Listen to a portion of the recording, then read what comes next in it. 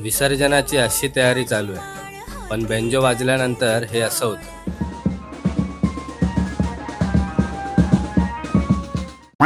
चला, बाप्पा चालले आपल्या गावाला. बाप्पाला घरी आणल्यापासून 10 दिवस घर दुमदुमतो आरत्यांनी, भजनांनी आणि फुगड्यांनी.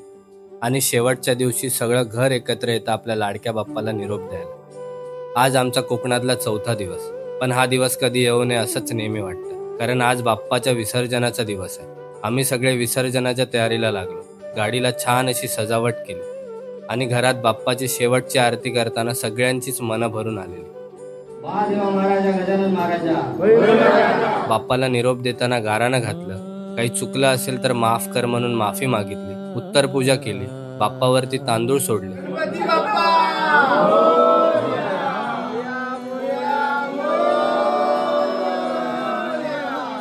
आणि आपले बाप्पा निघाले त्यांच्या गावाला. आपापल्या बाप्पांना निरोप द्यायला सगळं गाव जमलेलं. आम्ही आपले नाचत जल्लोष करत बाप्पाला सोडायला जात होतो.